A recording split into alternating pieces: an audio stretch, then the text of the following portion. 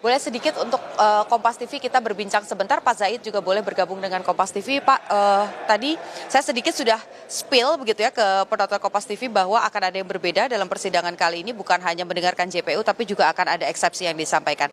Poin-poinnya apakah spesifik soal kejanggalan-kejanggalan yang terjadi, Pak Zaid dulu? Ya, tentu dalam menerapkan aturan itu sesuai ketentuan hukum pidana harus ada aturan tersebut terlebih dahulu sebelum orang dikenakan pidana.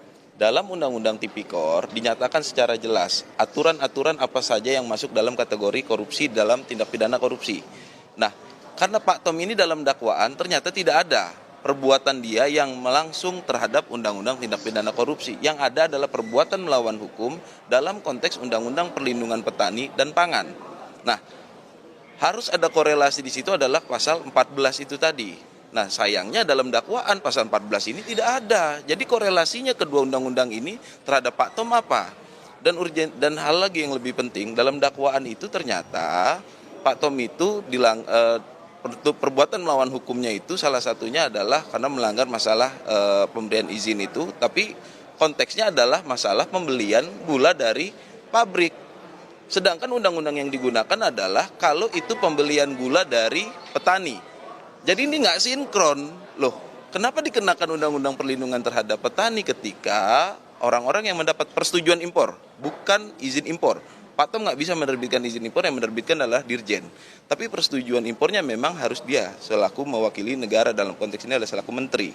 Gitu. Nah, kenapa Pak Tom malah dikenakan terhadap undang-undang tersebut? Harusnya kalau yang dibeli itu gula dari petani, silakan pakai undang-undang perlindungan petani. Tapi ini para distributor atau perusahaan gula ini, PT PPI ini selaku BUMN membelinya dari perusahaan swasta, dari pabrik. Kenapa pakai undang-undang perlindungan petani? Ini kan nggak sinkron. Ya, ini yang kita bilang ini sangat dipaksakan perkara ini. Betul, salah satunya. Selebihnya banyak kejutan lagi nanti. Oke, baik. Nah, terakhir, ini kan juga informasinya akan ada tokoh dari mantan Gubernur Jakarta yang akan datang, Pak Anies Baswedan. Nah, itu apakah terkonfirmasi tetap akan datang? Itu kebutuhannya apa? Apakah untuk memberikan dukungan atau menjadi saksi atau seperti apa? Ya, beliau sudah konfirmasi hadir dan on the way, sebentar lagi sampai.